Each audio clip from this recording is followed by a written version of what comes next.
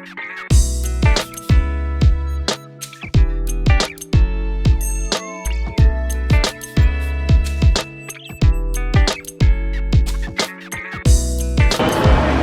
came here for music.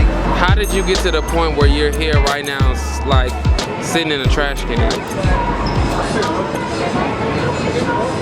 Getting pissed off by playing guitar when I got twice the talent that half of the musicians out here do, but I didn't have an amp or a microphone. So if you could give somebody some advice about moving to Hollywood, what would you tell them?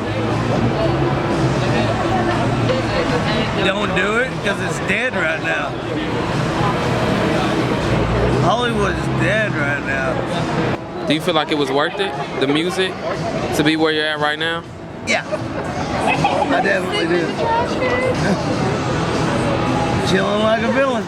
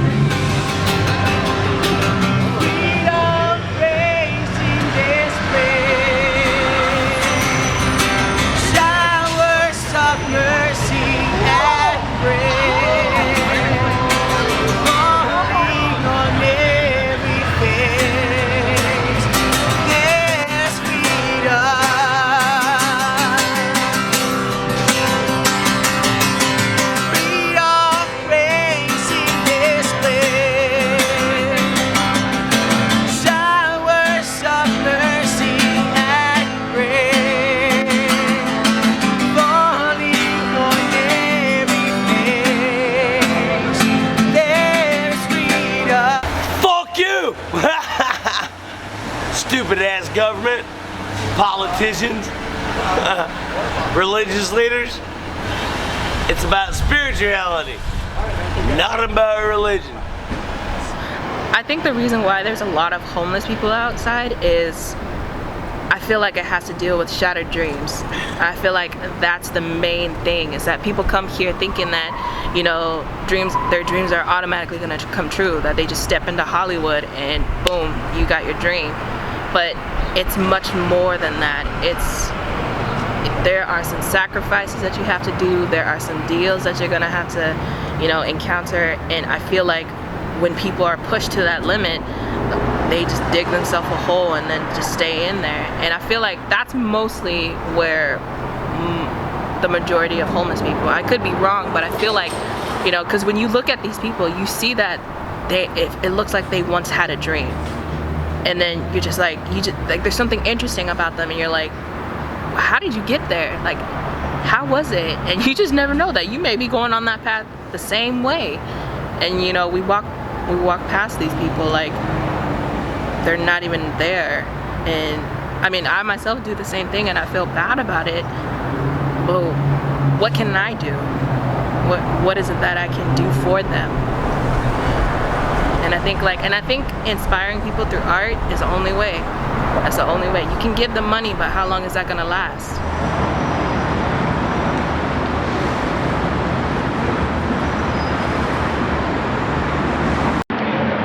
So how do you feel being out here in Hollywood and having successful people walk past you every day and just look at you? You know, it's hard. Some people are very nice and helpful. As you can see, I don't ask people for money. If people want to help me, they would help me, but you know, there's a lot of people that have their nasty comments to make, and people don't not been in my shoes. A lot of these people, and especially the ones that judge, they don't know what it's like being out here even a week, much less months at a time, trying to resituate things. It's not easy.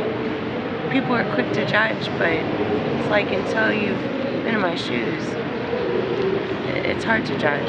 From yesterday, this is steak. You like steak? Hell yeah, dumb. Texas. And this is sushi. It's vegetarian though, because I can't have fish. So that's from today, that's from last night. And I know that they took your blanket was left here yesterday when they took you in the ambulance. Oh shit, So there you yeah, go. girl. And now I don't have to wash that. She said that. Thank you. Bye. Enjoy. If I had somewhere, I'd give it to you, but I Oh don't. no, this is fun. Donc il a mis le squelette I'm from sur sa Texas. peau et il I love my steak. c'est les squelettes. Je lui disais que non, tu ne peux pas faire ça, c'est pas joli. Et il m'a dit, oh Tite, c'est juste le skull. Je lui ai dit non, ce n'est pas joli. Tu es en train de te décevoir. Tu as besoin de quoi? De l'argent? De la réputation?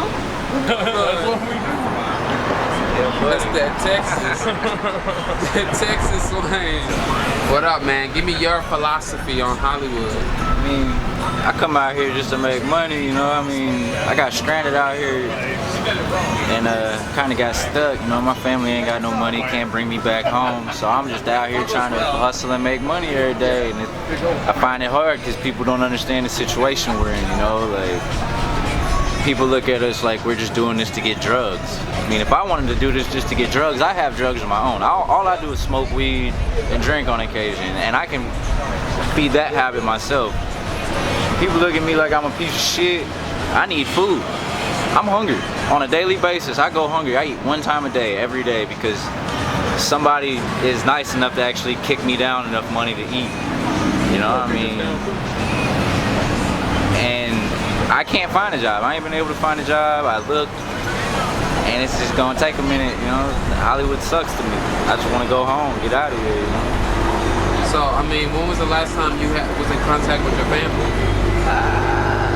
On Mother's Day, I called my mom, that's about it. That's the last time, Mother's Day. How do they feel about you even being out here? My mom knows I'm a big boy, I can handle myself, but she doesn't like the fact that I'm homeless. She wants me to do better for myself. I try and try, and just never, I get to a good place and I fall right back down. So, I mean, do you think decisions from you being younger to right now could have changed where you at right now? Yeah, for sure. Yeah. What do you think was the big thing that parted your life to make you be here? Like Selling dope. Selling dope? Yeah. I went from having everything to having nothing within a matter of months because I got caught up. Got caught up in the lifestyle, got caught up with the dope, got addicted to the dope. You know? It happened. That's probably one of the things that I would change about my life, is being addicted to cocaine and heroin at such a young age. You know? So, I mean, what advice would you have for somebody who wants to come out here and doesn't want to be bougie, just wants to be, you know what I mean, regular? I mean, if you want to come out here and do you, but please have money. Because it's a hard place to live if you ain't got some kind of if you're not established in some way or anything like that, it's hard. Y'all, I mean, people see the boulevard, that's all they see. They don't see everything that goes on behind the scenes, you know?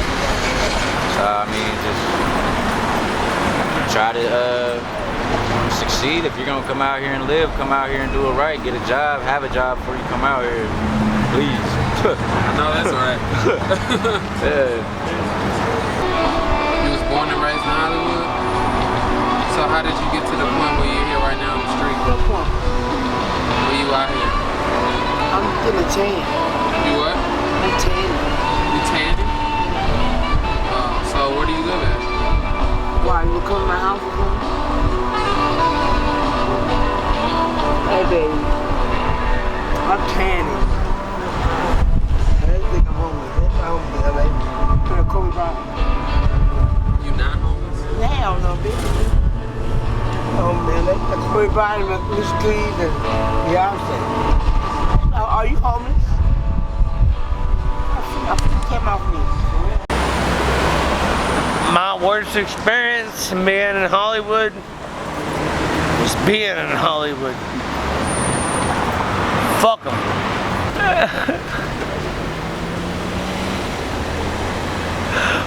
Fuck them all, man. Fuck them all.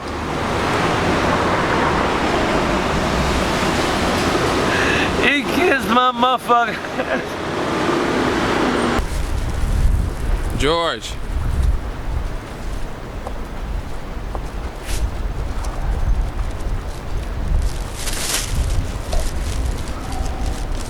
Hey man, I brought you some clothes. Boom, check it out. Thank you.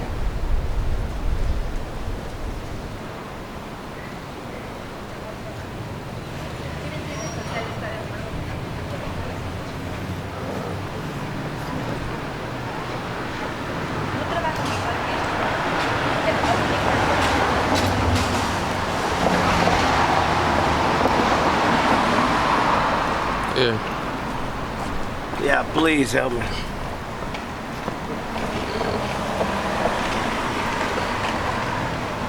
We're still here in Hollywood, California. Still sucks. We ain't making no damn money out here. The sons of bitches want to be stingy as hell. Ain't that right, Mr. Recycling Man? What do you think making it in Hollywood is? How do you make it? It all has to be with your uniqueness quotient. Everybody loves every type of music. You're a hip hop guy, whatever. You love some metal shit, whatever. It don't matter if you're unique and original. We haven't heard that shit before because you come sideways with the shit. That's the only shot you got. I can't make it by being generic. Right. I can't be the white boy. I don't give a shit about that. I make it because I love Sam Cooke. Hey. Different is good, original is good, distinct voices are good. Poetic words spill from my mouth and they seem absurd. I speak it into existence, stink it and make it tangible, break it and make it fixable, dream it and make it touchable. You can have a full course meal, you eat Lunchables. Why? You rappers just not comparable, rapping just like a human, I'm rapping just like an animal, tearing you into pieces and killing like Jeffrey Dahmer, speaking just like a llama, but talking just like Obama, intelligent. It ain't my fault that you irrelevant, it's just the way the cookie crumbles, let it fall. It ain't my fault that you eating noodles, I'm eating steaks. It ain't my fault that you a basic bitch, raise your stakes. Before you step up in this game, you gotta know your place. Generate an opinion and have a point of view. And stop letting the world tell you what the fuck to do. I write a poem on my blunt before I smoke it. So these words will manifest inside my flesh. I climb higher to another dimension and break away from this mental prison. I'm set free inside this poetry. Flying in and out the cracks inside the sky. But I never look back because I don't like people to see me cry. I write a poem on my blunt before I smoke it. So these words are manifest inside my flesh. I climb higher to another dimension and break away from this mental prison. I'm set free inside this poetry. So I was supposed to perform at the Infusion Lounge tonight, and when the band got there, they said that there was no drum kits, no mixers, no nothing. And the promoter told us that everything will already be there. And it's not. So I go on in a couple minutes and we don't have no drums, no mixers, only 2 wireless mics. And I'm like, why would the promoter lie and say that they had everything there and we get there and there's nothing there? So we have to come all the way back to this restaurant to get our drums and our stuff, but the drums can't even fit in the car. So we just finna do acoustic. And I mean, I'm a rapper, I need a beat, but I can rap acoustic, but it'd just be better if I had a beat, if I had that feeling while I'm rapping, you know what I mean? That the sound of the drums change your performance. And I'm like, okay, I'm not gonna trip, because I'm still performing. I got fresh for no reason, but I'm still gonna perform, hopefully. I don't know what's gonna happen, but right now, we loading up the car, and we're just gonna perform acoustic, Suit and Tie by Justin Timberlake featuring JC, and I'm gonna rap my own words, not Jay-Z words. Looking fly, super high, super I look good, I ain't even gotta try. I see you staring at the corner of your eye. You fine like a glass of wine, you better stop. Cause you the main attraction, not the sideshow. I can do you with my eyes closed blindfold, and I can do you with my suit and tie. White gold cufflinks with my chain on. Say my name, say my name, say my name, girl. Mr. Davis, Mr. Chad Davis. I eat the cake every day cause it's my favorite. So get it right and take a picture, I'm a thug. I used to wear scrubs like George Clooney. Now I wear suits like George Clooney. Now I made it, niggas wanna say they knew me. But I'm a pimp, so watch what you say. I slap a dude in his mouth every single day. H-Town, Hollywood, all the way. I can't wait.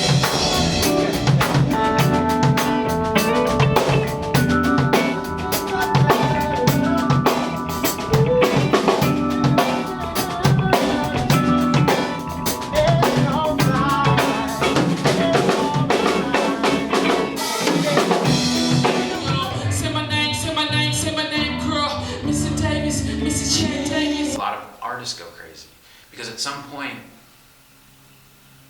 you have to put yourself out into the world, and for me that can be kind of crippling, because it's no longer about what I made, it's about who likes it. And when we get caught up into that dichotomy, we're in trouble, because there's always going to be people out there that don't like what you do. But one thing that I do love about Los Angeles, and the one thing that made it seem right and why I've stayed here, is that there's a desperation. Sakataura. Yeah. Sakataura. Pa pa pa pa. Hey, party with your friends. Talking about going this side. What's up, everybody? It's Hollywood. I'm from New York City.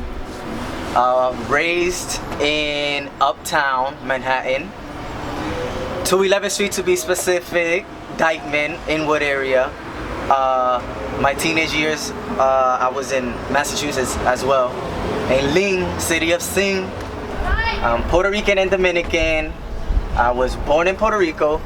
My mom's Dominican, father's Puerto Rican. Went to Lynn English High, graduated, went to community college, didn't graduate. I followed my dreams and I just went for them 100%. And here I am today, and it feels great to be here today and actually say I'm doing it, because I'm not fully where I want to be. Actually, not even fully, not even half started with where I actually want to be in life, and I have to milk this cow while I get the chance to. Yeah, my family is what keeps me pushing every day.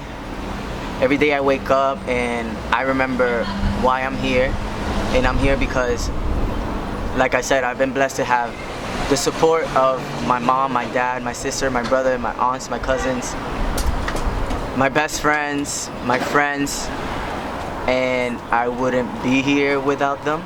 So I know that for me to not work hard for them when they're willing to give me the support is almost like I'm letting them down, because I know that they wish me the best and I know that they're here for me, and I can't wait for the day where I bring them all together in a vacation. That's actually one of my goals, to bring all my friends and family together.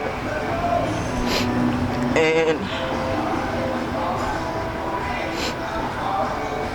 it's kind of hard when you're away from your family, but I know that it's worth it. And I know one day I'm gonna be like, you get a house, you get a house, you get this. I'll pay your cell phone bill this month.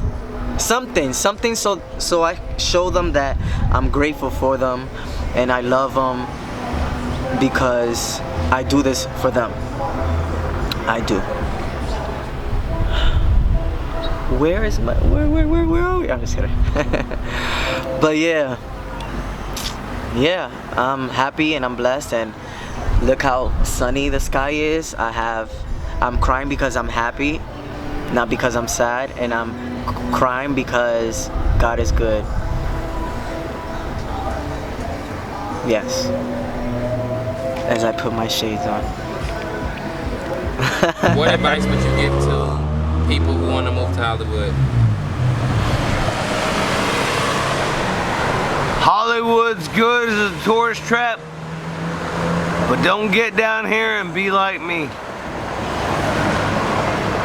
It's the only advice I can give you.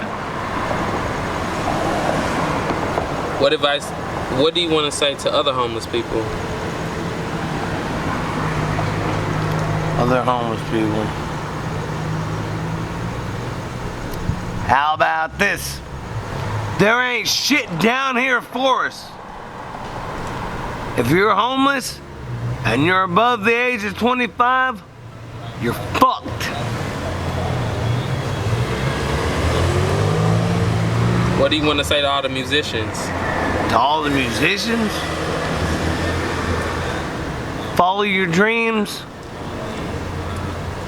but let the fucking hurdles and not get to you. They would actually remove the ones that we do flag.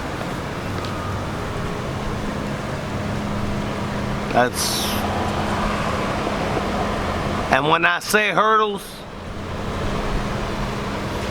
I mean alcohol, I mean drugs, I mean dumbasses that are fucking jealous of your fucking that. Anyway.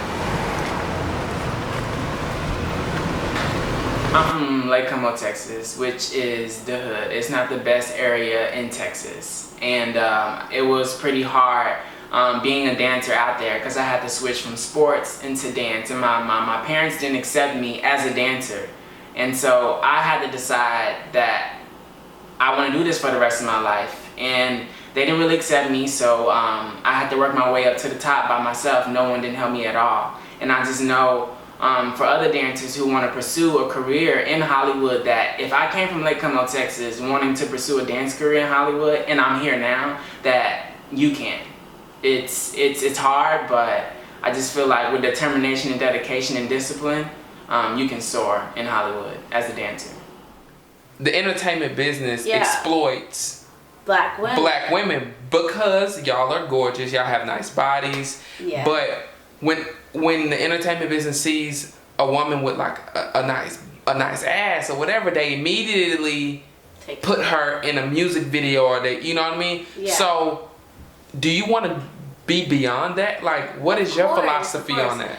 I don't want to be a video vixen at all. That's not what I moved here for. Even though I have done videos like that, only because, you know, but my main goal is to not be a video vixen. I really want to get into, well, I am into acting. I want to do more commercial work. Like, that's what people stereotype me as right now, as the video vixen, or they see my body, they see the way I look, so they're going to immediately pick me as, oh yeah, you have a nice, yeah, come do my video for me. Like booty shaking, choreographed booty shaking, but small clothes, butt out, you know, your typical. How did your parents feel about you doing that? They don't necessarily know. Oh shit! They don't know. What has been your biggest challenge here? My biggest challenge here in this industry, I would have to say my appearance, as far as my weight and trying to look a certain way to book certain jobs. Okay, so what advice would you have for somebody who is stepping into shoes like yours to, you know, want to be a dancer, want to be an actress, but is getting sucked into that lifestyle of just the video vixen girl? I would say you have to keep your head on. You have to stay focused. You have to keep your head on straight because, I mean, you have to know who you are as a person and know exactly what you want. Because if you come here not knowing what you want, it will easily suck you in. Easy. I know, like, I have, not saying morals. I don't like to use that. I mean, I do have morals, but I feel like once you start doing it and then you see the money coming in, it's like, oh, it's fine, you know, I'll get out of it. But once it sucks you in all the way. You won't get out of it. I can't really speak on the behalf of others, but my perception of making it is breaking barriers, igniting genres, you know, just innovation. That's what I would believe is making it. If you've done what hasn't been done before, and you aren't afraid, and you don't lose yourself in the process of doing all of that. That would be making it. Tell me about the moment when you realized that I am homeless and I'm in Hollywood and what the fuck. The moment that fucking happened was when I was working for U.S. Missions. Okay, tell me about it. They you pretty much worked on commission, and you didn't make that damn much money. It was basically being one of the tour guides out here. Oh, okay.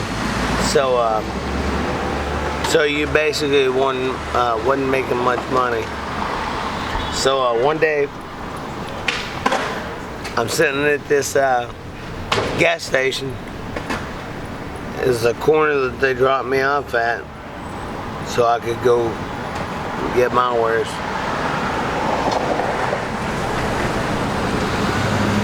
I got pissed the fuck off. Pardon my French. But I left my notebook.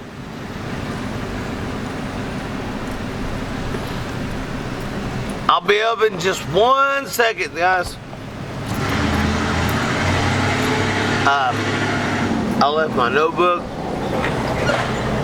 I left the $5 that I had in the book, and I took the fuck off. And that's when I went to fucking Venice. And they've hated me ever since. So, when was your first time actually losing your apartment, losing your house, and like forcing yourself to sleep outside in Hollywood? I used to have a girl that made, when we got together, $75,000 in her bank account. 2 platinum cards. Sir, can you please? Fried chicken. Oh yeah! Holy shit, it's the dude from the Big Lebowski. But no,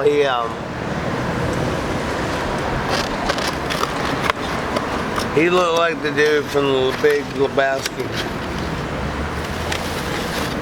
You want one of these? No, I'm good. I am a singer, songwriter, producer, as well as composer. And I work extremely hard to stay true to myself. Cause again I say in Hollywood, you're gonna have all type of people in your ear saying this, saying that. Just the most that I work hard at is just being true to myself and following my instincts. You know, if I hear a lyric, if I hear a certain melody, I'm not gonna second guess it. Of course I'm gonna get other expert opinions, but as far as second guessing it or anything like that, if I'm feeling something, I'm just gonna let it happen. I'm just gonna let it flow.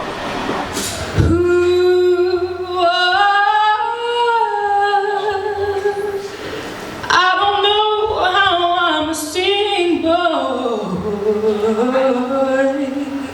'cause every song that I sing is about you. I'm feeling lonely, somebody save me. I need to find a way to be with my daddy.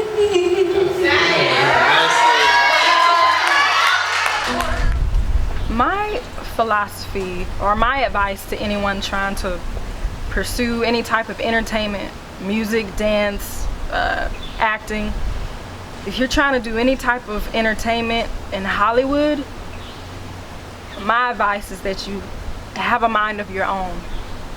Don't be easily influenced by things. Think for yourself. Don't be weak-minded.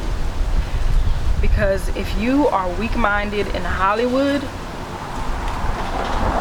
you will lose your soul. You will lose your soul. Oh man, I love the wee ones.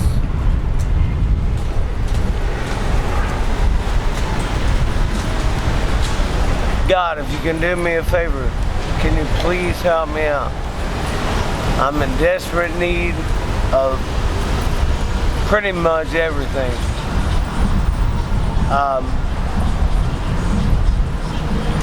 Just help me out. Please, guys. Music means the world to me. Music is poetry, and poetry is music, and I love poetry. I wouldn't be a rapper if I didn't have poetry at all. Poetry is my way of life. It's how I talk to God. It's how I relax. It's how I live. It's how I see things.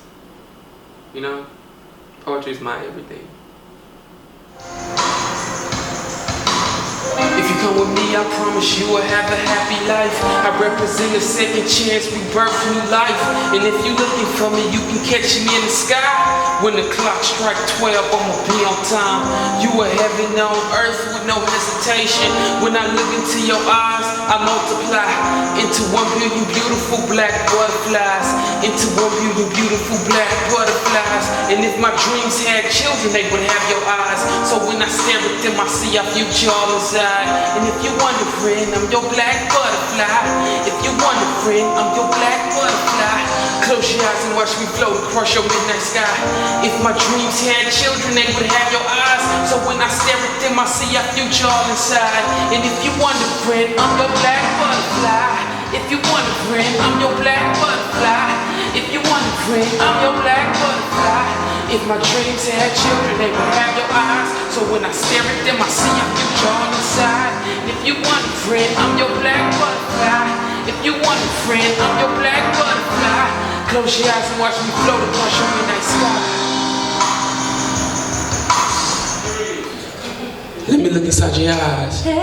Let me live inside your heart. Let me look inside your eyes. Let me live inside your heart like every single part. Let me look inside your eyes. Let me live inside your heart. Let me look inside your eyes. Let me live inside your heart like every single part. Let me look inside your eyes. Let me live inside your heart. Let me look inside your eyes. Let me live inside your heart like every single part. Let me look inside your eyes. Let me live inside your heart. Let me look inside your eyes. Let me live inside your heart like every single part. 'Cause baby, I don't really want to stay. I don't really want to go. But I know I will always love you. You. You. You. You. Miss Chandler Joy, y'all. So how did you end up in Hollywood? Period. Like, what made you move here? I was a singer-songwriter back in Miami, and I decided that I was there for too long and I really needed something new because I was tired of like the same old thing, being around the same people. And although those people were helping me in a way, I felt like we were starting to build something that couldn't happen until a few of us got a little bit more knowledge in our heads, and then we came back and kind of put it all together. So basically I came out to Hollywood to gain knowledge in the music business industry, so I wouldn't be one of those artists that's getting just like placed in things and people could just do whatever they want and, you know, say whatever they want from me. I want to be the one saying it, I want to be the one doing it, I want to be writing down my own things, I want to publish my own music, I want to be behind every little bit and piece of my career. I don't want other people basically writing out my career for me. Yeah, that's what a lot of people get stuck in. So would you say that you had a good experience here?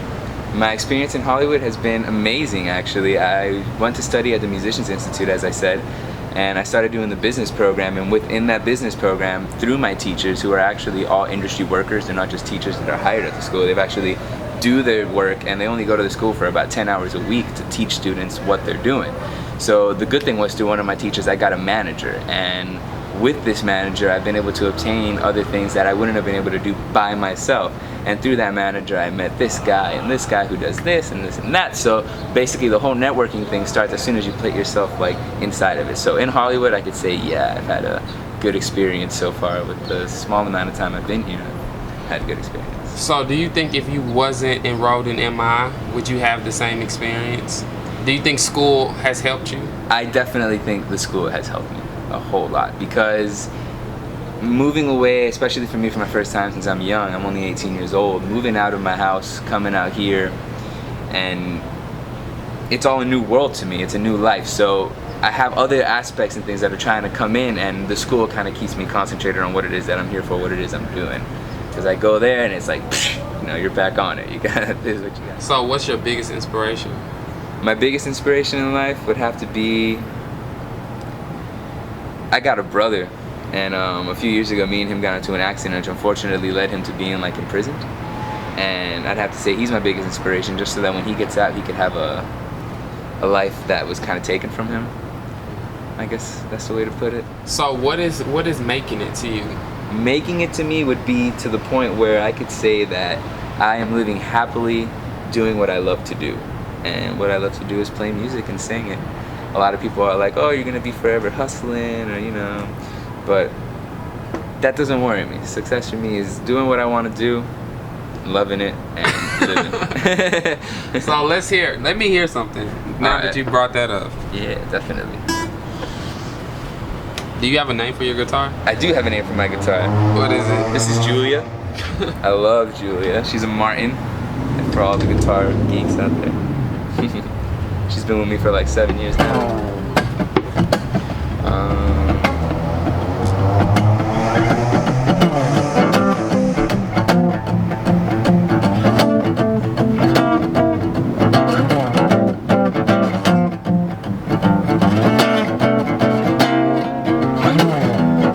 You worry about tomorrow, try and live today, yeah.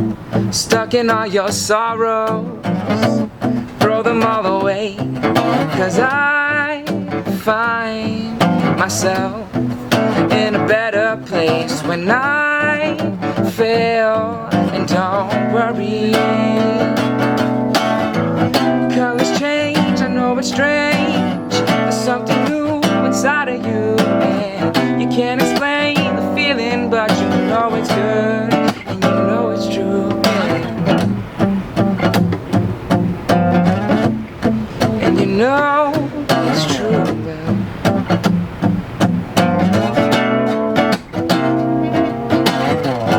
Just take another drink down and you think that you could hang it, drowning all your guilty pleasures, but in your conscience they remain.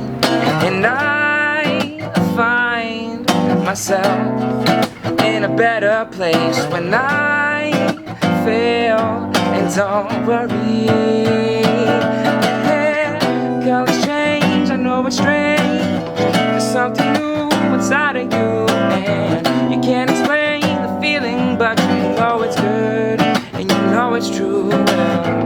Colors change, I know it's strange. There's something new inside of you, yeah. You can't explain the feeling, but you know it's good, and you know it's true, yeah. You know it's true.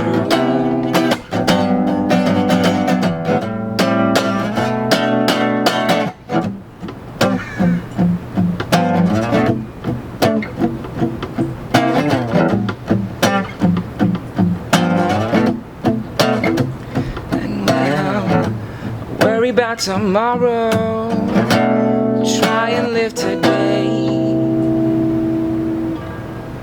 Woo! Yeah. Acting is a way for me to release a lot of stress and pain, and maybe even laughter that I have bottled up on the side of me. And it's a great hobby. I mean, of course I would still do music, and I would still direct, and I would still do other things. And I'm very eclectic. If you said what would you choose from acting, music, or poetry, I couldn't choose because I love them equally. So I just love expressing myself. You know what I mean? I just love expressing myself. And this is a great place to do that, so hey, I'm not going home.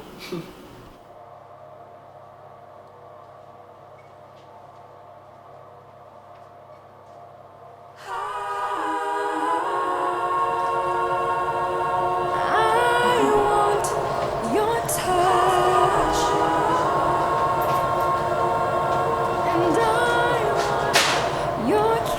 calling you all day. Where you been? Out. Out? What do you mean out? What's it sound like? O-U-T, out. With who? It's none of your business. Thank you. Probably that chick. I'm not telling you. What's So, it? no. Can you just kindly just move yourself? You told me it was gonna be. And I changed my mind. All right? Why didn't you tell me? Because you're not my daddy, and I don't have to report to you. Okay. Let go of my arm, Carrie-O. Let go of my arm. Why that nigga inside waiting on you? It's your business, Carrie-O. Oh, it's none of your business. He inside waiting on you? It's none of your business. This nigga inside waiting on you? Yeah. You satisfied? Huh? You got what you want? That is exactly where he is, waiting to do me all. I don't want to hear that shit. Move. I don't want to hear that shit. I don't want to hear that shit. And he does it a whole lot better than you do too. A whole lot better. Bitch, I should fucking kill you. I should break your fucking You got to be Carrie-O. Stop it. No. I should break your fucking neck. Shut up. Shut the fuck up. I came to Hollywood determined, young, and I dealt with a lot. I did. I left because I was dealing with a lot of situations with my family.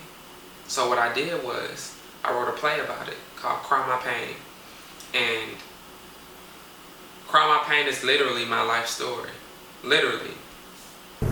I spent my money on the demo CD. You spent $900 on a goddamn demo CD. Okay! You stupid motherfucker! Oh my God. It was a release for me. After we finished the first night, I felt a weight off of my shoulders. I turned my pain into art. It changed my life. It was the best thing that I've ever done, literally. I took everything that I've been through and turned it into a play. Get the fuck up, man! You had to say something, so I had to choke your ass. And if your mama finds out anything about this, it's gonna be chitty chitty bang bang this motherfucker. Our kids need to stay the hell out of me and your mama business. I mean, cause I gotta take care of this problem myself. Oh shit! What's the matter? You scared? You look scared? Huh? You scared, Chad? You sound scared? Y'all motherfuckers gonna learn to respect me. Tired of this shit.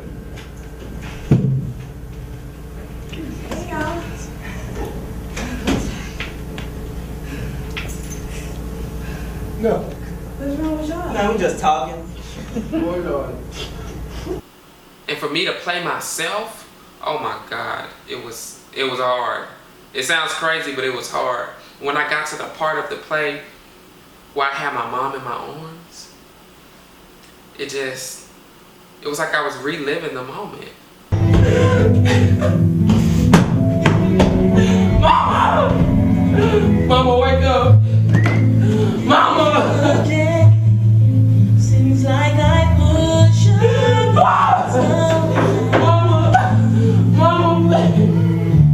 Mama, get up. We gotta go. We gotta go.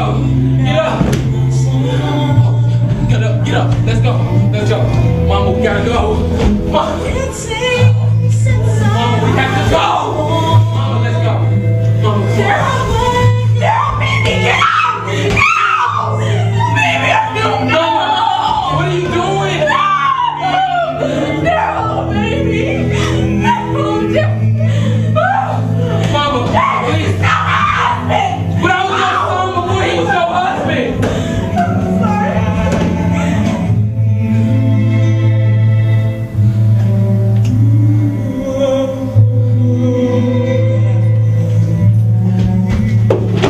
It changed my life. It really did. And a great pom-pom, please. Look at matches. Actually, you know what? I got matches.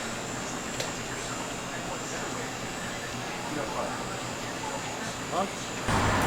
So how long were you in the hospital? See, I went in yesterday at 8.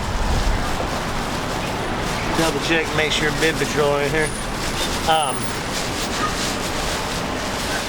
As little time as possible. They say how busy they are, but Cedars-Sinai is a hell of a lot better of a hospital.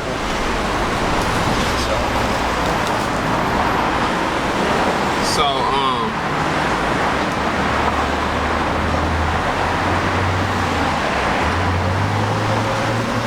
God damn, that was a lot. I like to do a pot in just the same amount of time. Oh, sorry, that. And oh, by the way, hopefully you keep this on track, but I want my tombstone to read, I lived. A lot of people grow up their entire lives and don't live for nothing. I'm half drunk, gotta get to work. I love this guy, but once again, I gotta get to work. I done had 2 half pints since I got out of fucking rehab, and gotta do something. It's getting fucking cold. What do you do for work? Anything I can, but mostly sit in the can. Sit in the trash can. Yeah. That's where I met you at. Yep. And they're gonna get me again tonight, but especially considering it's only what, like 6:30? Yeah. I got this new app on Instagram. Basically, you can record a video. So this is for everyone to see you on Instagram. So I'll record, say whatever you want to, okay? Ready, set, go. Fuck you! How you feel about Hollywood? Ups and downs. It's a good place to visit, just like Texas, but this place will suck you in like quicksand. And it doesn't take long at all. It took me about 3 months, and they had me by the balls, because I let them. So. All right, so tell me about God. Tell the people about God. My version of God, all understanding. Really? I never got it before. I grew up a huge holy roller, but when I got about 13, 14 years old, I let the church beat me down. You did, yeah. They ostracized me for hanging out with friends that weren't Christians, and it pissed me off. So I was like, fuck God, fuck all this bullshit, fuck you, fuck me. But no, I finally started realizing though, God has saved my life numerous times. I mean, skateboarding, BMX, rollerblade, what we used to call bourbon serving. So you believe in God right now. You Yes, believe I in do. God. So do you think that it's a coincidence that I'm meeting you right now and I even met you 2 weeks ago to do your interview? There ain't never coincidence. So you want 2 things. Shit just happens. Yeah, it does. You want your guitar. Yeah. You still believe in God, so you know it's faith. Yeah. You know it's possible for you to be off of where you're at right now. No doubt. So I want you to talk to your guitar. Look into the camera. If you could have your guitar right now, I want you to get your guitar back. That's what God and your guitar is the only thing it seems like you need. God is my guitar, sir. Hey, look, this is what I want you to do, because your story right now that you're telling me is gonna save somebody some kind of way. I hope so, man. It is. No, I believe it is. It is definitely gonna save somebody. So I really want you to channel all the emotions that you are blessed to be able to play the guitar and blessed to be able to love music. That's a gift from God. And I'm also blessed to be able to say, I'm dumb as hell. Don't be like me. Look into the camera and tell all that. Don't be like me. Unfortunately, I had to learn from experience, but seriously, don't be like me. I ain't the fucking sharpest crayon in the box. My number one thing in life is love. And I never felt love from anyone that was on this planet but God. And I had a lot of lonely nights in Hollywood. But I'm here, and I'm blessed to be dancing, and I wake up every day and I'm able to live my dreams as a dancer. A lot of people can say that they can wake up and do what they love every day. I may not have, you know, all the fancy things that a lot of people want and feel like they need in Hollywood, but I have God first and then my dance career. And I feel like it's nothing else in the world that can change that or replace that. It's just me and him against Hollywood. I know God is real. I done been hungry. I done been almost. It's a lot of stuff that I've almost been in. So, God gets my first love. I'm sorry. Nobody else. Not your family, not your best friend. God first. I love him so much. I want to give a special shout out to my family because when I was filming my documentary, I had to go home to Texas because LA got too much for me. I was stressed out and I was tired and I was working really hard on my film. So I decided to go home on my birthday, July 28th, if y'all was wondering. That's when my birthday is. I'm a Leo, and I went home to see my family in Texas and they threw me a party. We cooked, we bonded, we caught up because I haven't been home in a year. So it was a very special time and I enjoyed it and I love them so much. Shout out to Houston, Texas. Happy birthday, Nancy. Congratulations. Thank you. Happy birthday, Chad. Happy birthday. Happy birthday. Happy birthday. Happy birthday. Happy birthday. Stand up. Happy birthday. Happy birthday. And Thank you. Hallelujah. Making it in Hollywood to me is doing what you love, and that's it. I don't want to have no part-time job. I don't want to have a side hustle.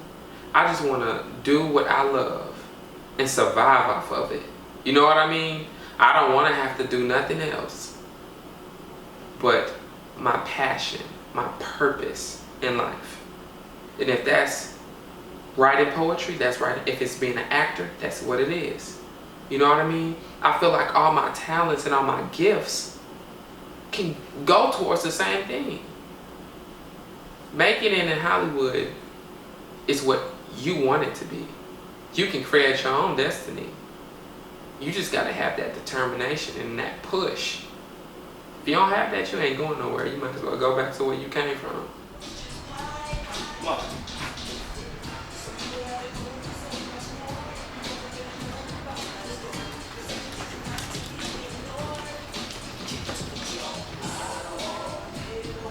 My advice to anybody that wants to move to Hollywood to make it is to be on your A game, know your craft, and do it well.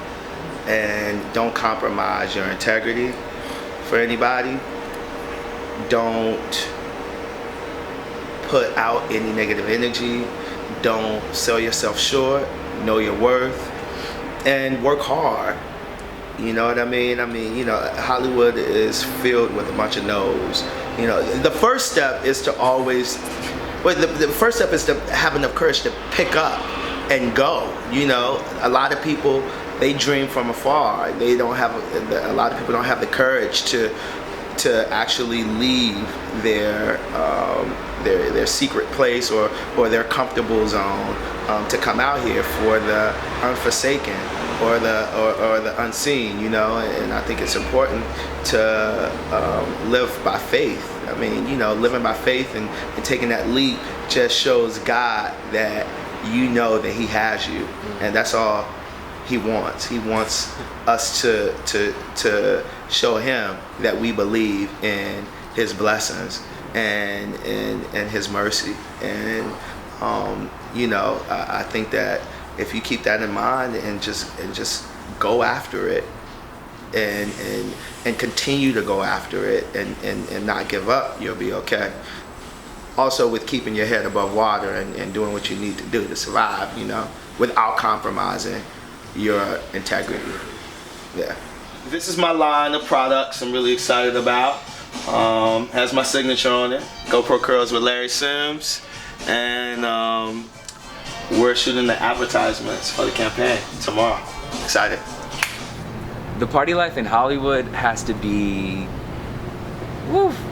controlled in a way, just because it's not like when you go, I'm from Miami, and the party life in Miami, you know, people go to clubs and they do their thing. Out here it's more like, you know, let's go to these bars and just, it's very dark for some reason. I don't find it as, you know, like filling as when I go out somewhere in, you know, a bright place. Out here the people tend to do things that just shouldn't be done. For example, like I said, I have some friends out here that, you know, have been caught up in some things. Some of them now are in rehabilitation centers for heroin and things like that. And it's basically because they just came out here with the goal of wanting to become a rock star, and they probably got somewhere successful, but they saw the success and they saw the opportunities, and you know, there's bad opportunities and there's good opportunities, and unfortunately some people just go towards the bad angle, and that leads you down to drugs, and you know, you may grow an ego and think that you got, you know, better than this guy, so you think that you don't need to do as much rehearsing now or something. The party life can definitely warp you and change you, I feel. That's a good way to say it. Let's see. The front of my head tells me to hit you in your head. The back of my head says to back the fuck off. So I was thinking, maybe I should go somewhere between there. Because I don't want to hit you in the back of your head. I don't want to hit you in the front of your head. I want us to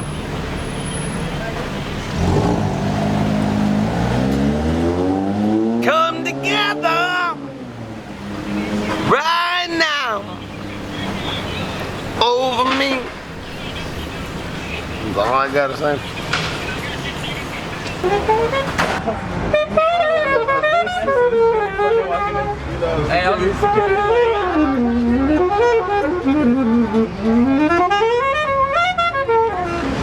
So man, give me your philosophy on what's make it in Hollywood. How do you make it? Basically, how you make it in Hollywood is consistently coming out, man. And when you're playing, if you're a musician or a singer, whatever you are, when you're playing, man, just express yourself the best that you can. If you express yourself the best that you can, then that's making it pretty much. And people will feed off of whatever you have. So if you express yourself, do what you have to do, man. Come out here, be kind, be humble, keep God first. You know, people will support you. You know, whatever you do, man. So how long have you been playing, and like, what's your story, man? Well, I've been playing saxophone for 10 years, but I've been coming out here for the last 2 years. It's funny because it started off with me losing my job. I lost my job and I wanted to get some money for my daughters. I wanted to get an easy bake oven for them. So, you know, God told me to humble myself and come out here and play for the people. You know what I mean? I said, no, I don't want to do it, but I happened to come out around Christmas time, play Christmas carols. And, you know, I've been playing for the last couple of years, man. It's been blessing me, and I was able to get my daughters something. I didn't get the easy bake ovens, but I was able to get them something even better. And, you know, that's why I'm out here for my family, you know, so that's the best thing, man. That's the best thing. People support all the time. All you got to do is stay humble, keep God first, like I always say.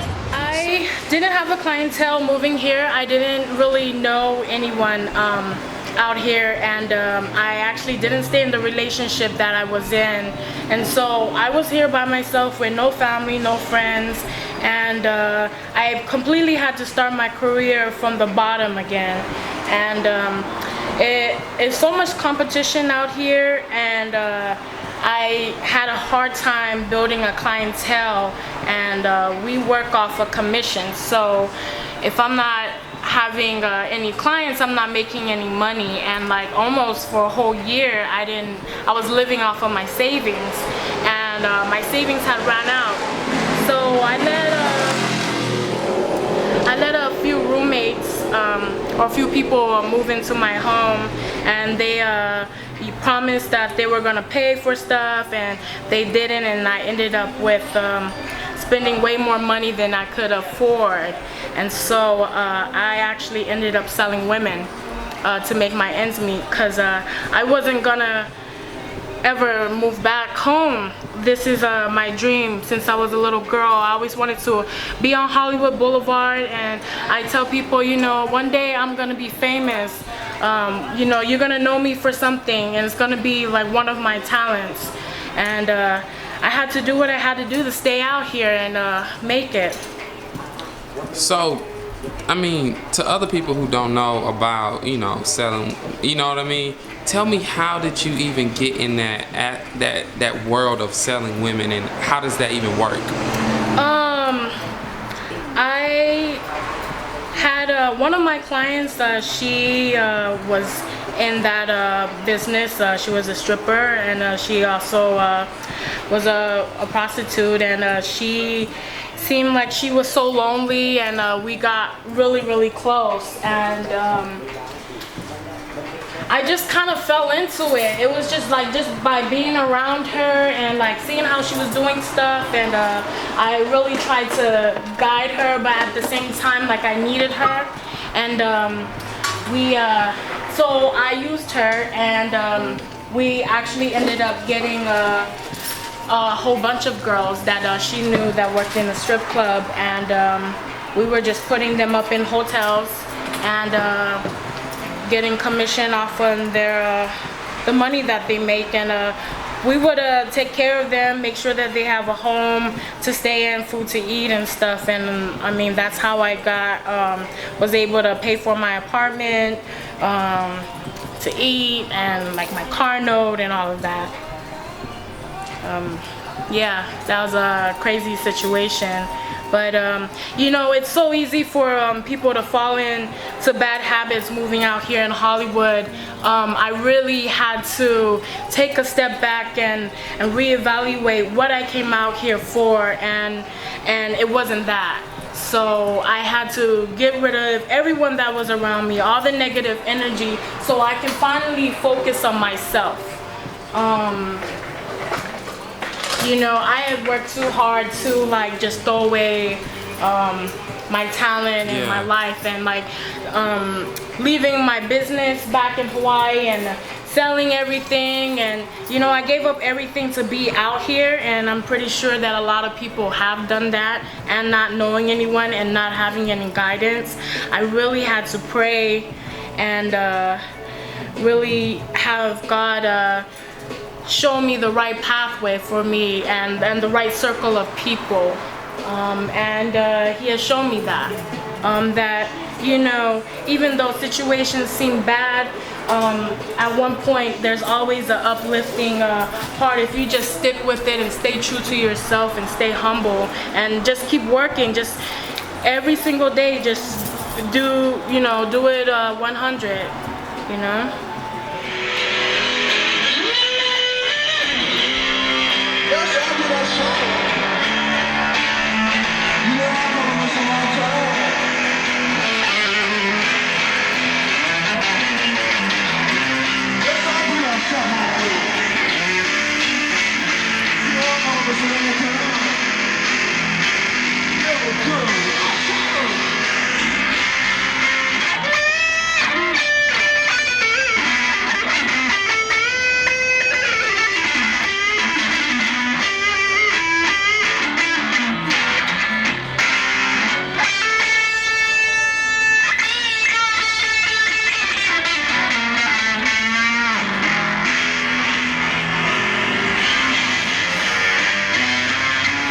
It's a lot of people who move here and fail, go back home in 3 months. But then it's people who move here and be homeless, like people who on the side of the street and they refuse to go home.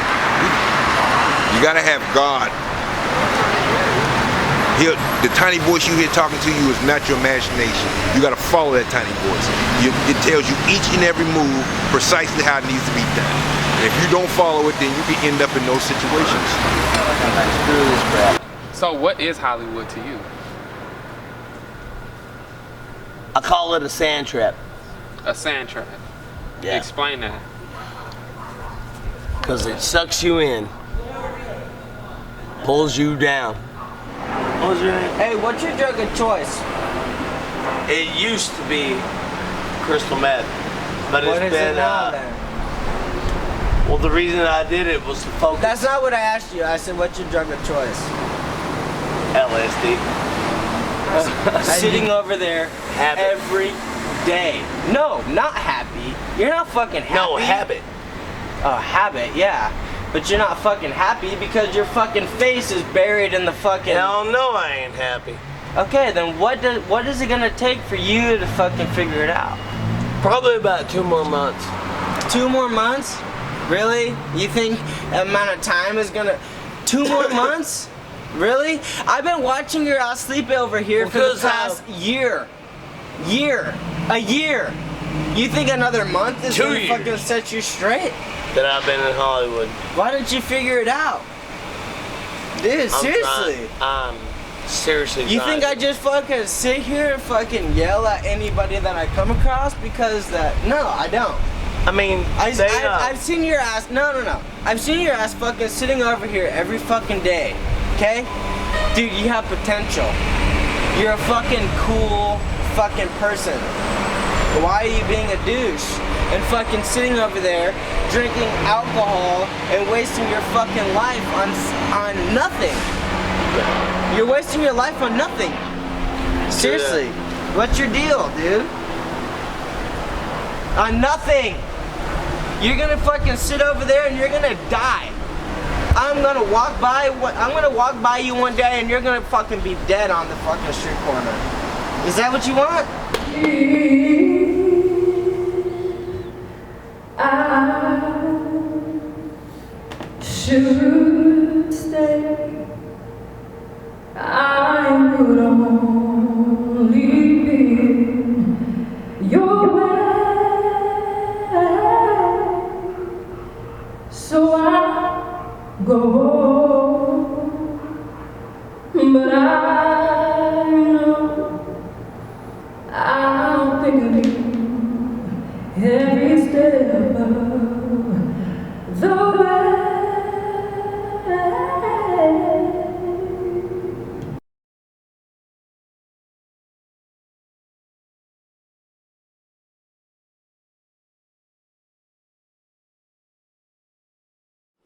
While I was filming my documentary, I interviewed some guys that were involved in the murder case of Christine Calderon.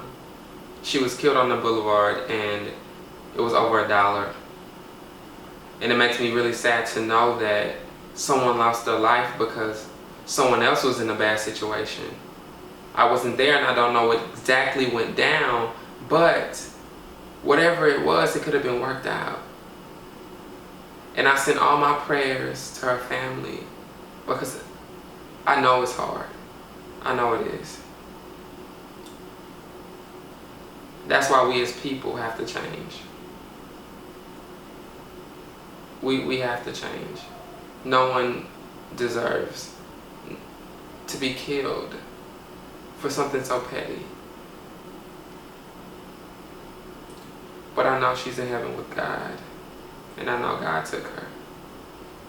So I just want to say that if there's anybody out there who is hungry, starving, homeless, fighting and killing someone, it's not going to do anything but dig a deeper hole for yourself. You don't have to hurt anyone. There's someone out there that will help you. You just got to reach out and ask for help. I promise. You don't have to resort to violence. We have to change as people, and it starts with you. Now at 6:30, a woman stabbed to death in the heart of Hollywood. The suspects were captured, but days before the deadly incident, the suspects were videotaped in a documentary. Other news tonight, we are getting a new look at two suspects connected to a deadly stabbing outside the Hollywood and Highland complex. CBS News' Art Barron is live tonight to show us the suspects caught on camera for a documentary film weeks before the stabbing. Art. Again, everyone, I'm Courtney Friel. And I'm Rick Chambers. Welcome to the KTLA 5 News here at 6:30. That young man who was making the documentary, the three stabbing suspects, the Kinnear widows in Woolstone, all charged with murder tonight. Take a look. You see a bunch of street kids out here. They're the only real people out here. Only real people out here. Everyone else has money, runs around with tattoos and all these piercings and hair and shit. They're not even real fuckers. They just want to look trendy. So in 10 years when this shit's over, I'm gonna be laughing at it. That's all that's out here. So, if you could give somebody some advice about moving here, and what would you tell them? You wanna move here, don't move here unless you got money to come here and live off your own. Don't come here trying to make money. How long have you been here? I've been here about 3 months now.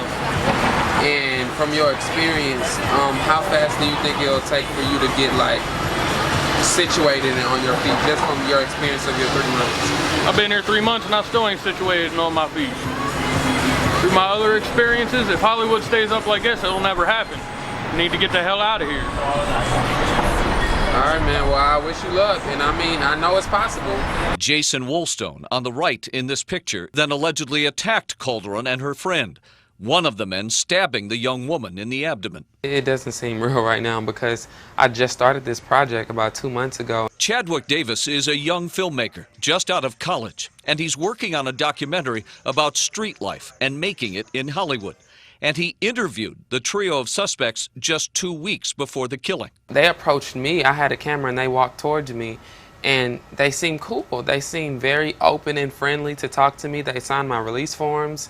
They gave me the story, how they got here. Davis says that he never felt threatened during his interaction with the suspects. He bought them food, but did not pay for the video interview they did for him. I recorded them with the signs without asking them. Never any violent overtones when you were talking to them? No. They were very open. They talked to me as if I knew them. You never felt threatened? No, made it clear that he did not want to be on the streets. Filmmaker Chadwick Davis interviewed 25 homeless people near Hollywood Boulevard and Highland Avenue for his documentary, Making It in Hollywood. They could have been on their last string of hope, of life, of desperation. Davis learned of the stabbing arrest last night, put 2 and 2 together, and realized he had interviewed them. I had already had my camera in my hand. And they literally walked towards my camera before I even spoke to them. Police say Calderon was fatally stabbed after she took pictures of the transients and refused the request for money. When they talked to me, they seemed so open, and so many people took pictures of them. People were taking pictures of me recording them. I've been here 3 months and I still ain't situated and on my feet. The 3 men were arraigned Friday, and the murder suspect's mother, April Pena, is a police detective in Tucson, Arizona. She says that her son is mentally ill. She also went on to tell us that it's been a matter of time when this would happen. She also says that her son needs to pay for what he did. We're live in Hollywood. Art Barron, CBS 2 News. You've heard it called Hollyweird. Hollywood is a place of contradictions. Yeah, it's certainly the land of dreams and big money, but it's also a place of heartbreak and homelessness. And this was highlighted, of course, just this past week by the deadly stabbing on Hollywood Boulevard. A group of homeless men allegedly attacking a young woman there who just simply took their picture. Joining us now, Chadwick Davis. He's a documentary filmmaker who is turning the camera on broken dreams in our city. And Chadwick, we appreciate you coming in tonight. And you and I had a chance to speak yesterday. And you actually interviewed the 3 suspects about, 10 or 12 days before the attack. Did they seem angry at that point, violent? Did you get a feel they were on drugs? What was the disposition like? They seemed very desperate, and you can tell that they were hungry and very just not in a good spot. But not threatening to you? No, they were not threatening. They talked to me. They signed my press release forms. Sure. And they just seemed like they really needed help. Okay. Let's talk about the homeless people that you interview. It's so sad. I'm sure many of them come out here to try and be stars. How did they get to the point of living on the streets? Most people that I've interviewed started with drugs. One guy named George, he started doing meth, and to help him write music, and he got addicted. So that's how he ended up on the street, and he plays the guitar. I'm guessing you feel there's a bit of a closeness, I think, between you as a filmmaker and them, because you just graduated college, Yes, but I at the did. same time you just lost your job. Yes, I did. And you could be a few steps away from being out on the street, I'm guessing.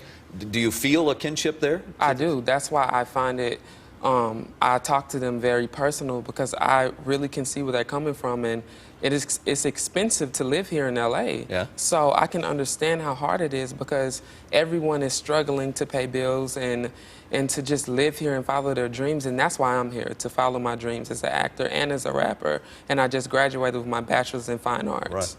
Somebody give him a job, please. Well, do these people want to be off the streets, and do they want to be off drugs? Some people do, and some people don't. But most of the people that I have talked to genuinely want difference and a change in their life. And it really hurts me to see most of the artists and some people that are not artists on the streets, and I try my best to give them anything that I have: clothes, shoes, food. I don't have a lot, as you can see, but I do find it a place in my heart to care about these people on the streets of Hollywood. All right, we want to hear from one of them, so we'll take a short pause here at the desk for a moment. Let's play some sound. This is from the documentary, I believe. Let's listen.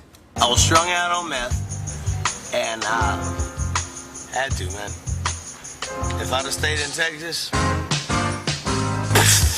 don't be like me. Were you surprised at all about how much they were willing to open up to you? I was really surprised. That was George, the first guy that I ever interviewed, and he sits in the trash can on Hollywood Boulevard. And he opened up to me so fast. He had tears in his eyes. I went to Fresh and Easy and immediately bought him some food. I felt so bad because I had no money to give him. Right. But he really touched my heart, and he really made me realize that they're people too. So do you honestly think that you can get off the streets, George? Yeah. So what do you think you got to do? Just to move. What do you miss most about your music? The feel of it. The feeling of it? Yeah. Describe to me the feeling that you feel when you're on stage. The most passionate thing I've ever had besides sex. I'm eating some damn chicken. It's real good. A lot of grease. Cuts a lot of the alcohol out. And like I ain't gonna drink no more. But still. I'm on Instagram, I don't give a damn. Sam I am, I don't like green eggs and ham. Suck my...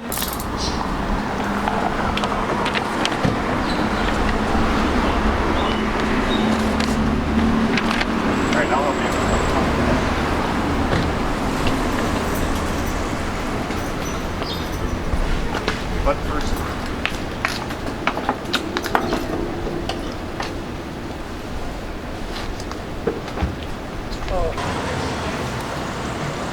You fucking slippery ass bastard. You seen that shit, right?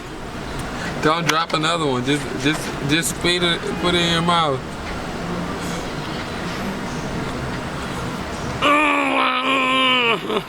If I'd have stayed in Texas. Yeah, Texas will do that to you. This is what I really want to say. Your guitar is your heart. It seems to be. And it seems that you have lost everything just because you can't do this one thing that you have so much passion for. And it's so many artists that struggle with that. And I can feel the love you have for this guitar, and I have never even seen you play at all. So, but I think, honestly, I believe you. I believe you because I know how much I care about my music. If I couldn't do what I just did, I just got fired from my job. I just got fired from my job today, right? It's ironic that I'm walking past you because... But you still got the music. Yes, because it's a mirror image of what I wouldn't want to become, my life can slowly crumble. I graduate next week. I just got fired. I don't know how I'm gonna pay all my bills. What's the big difference between me and you? I can, because I'm a couple steps away from where you're at. So I'm not judging you. And I feel your pain about this guitar, because if I couldn't write poetry, if somebody cut both of my hands off and I could not write poetry and cut my tongue off and I couldn't speak, I would probably be where you're at, because that's how much I love doing what I do. So the first person that I met was George. And everybody knows George. Everybody in California knows George, literally. In LA, all the LAPD, all the ambulance people, the fire people, all of them know George, because they literally took him to the hospital like every day. And it was so sad to watch this man go through what he went through. And I walked to school right past the Lido every day and watched him. And I had to help. I could not walk past him anymore. I met him in a trash can on Hollywood Boulevard. And he started sleeping closer to my apartment because he knew, you know what I mean? So I used to help him out, talk to him, just go, you know, make him feel better about himself. Because when you see people on the side of the street that's homeless, and don't have, you know, they don't have nothing, you have to show a helping hand, because I promise you, you can be in the same position. And George was very hilarious. Like, his spirit was so good that I just couldn't believe how happy he was, but he was on the streets. He was very fun to be around. He was very smart. And that's why I knew deep down in my heart that one day he can get off the streets.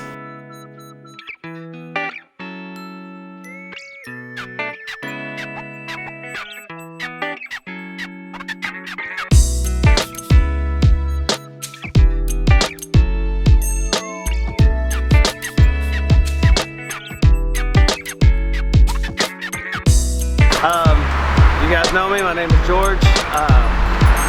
Been part of this documentary that my friend Chad's doing.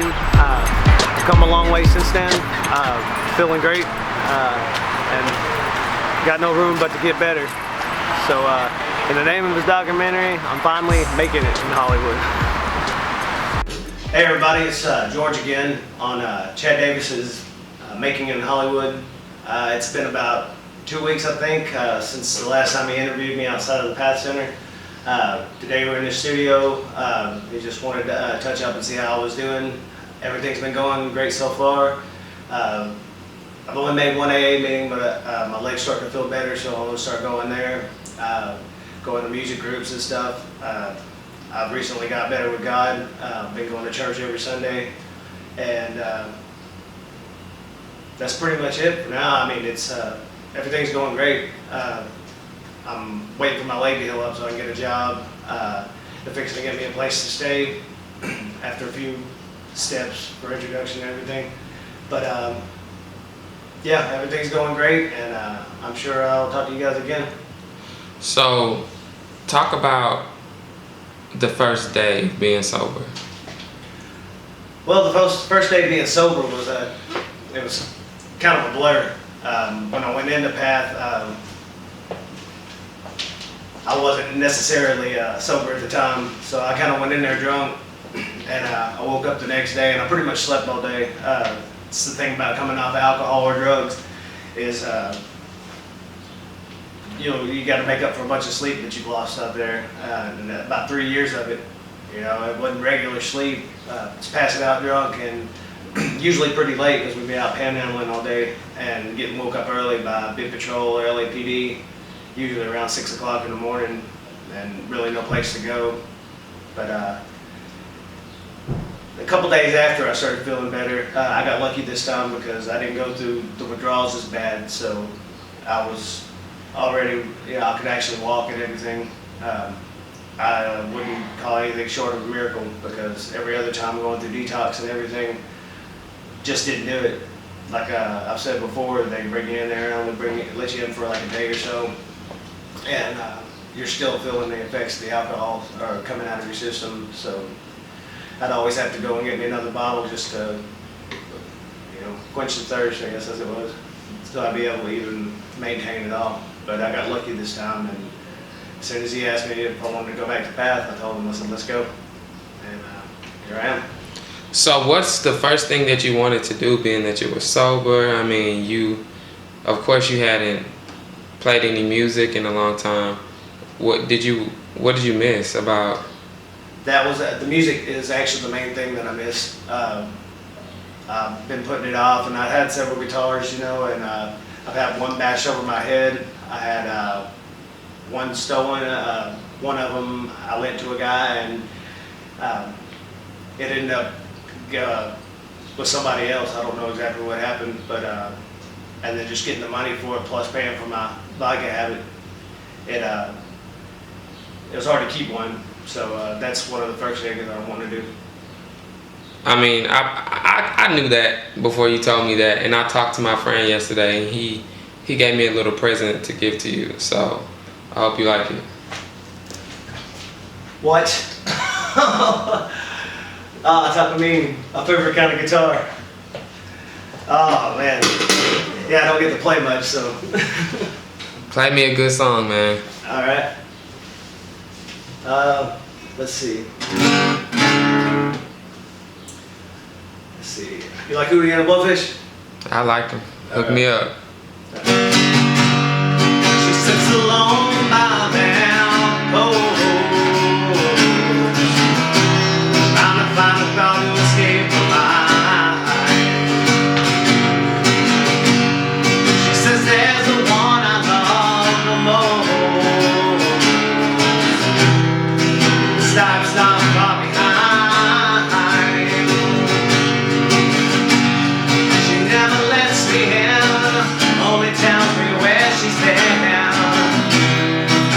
I said that I don't care, just run my hands through a dark hair, and I pray to God you gotta help me fly away, and just let her cry as the tears fall down like rain. Let her sing. If it eases all the pain, let her go. Let her walk right out on me. And if the sun comes up tomorrow, let her be. Oh, let her be.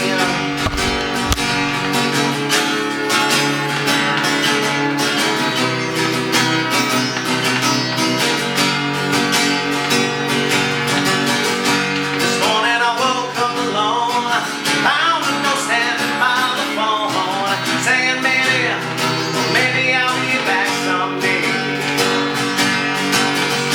I wanted to look for you, you walked in, I didn't notice what I should do, so I sat back down and I had a beer and felt sorry for myself, saying let her cry as the tears fall down like rain. Let her sing. If it eases all the pain, let her go. Let her walk right out on me. And if the sun comes up tomorrow, let her be.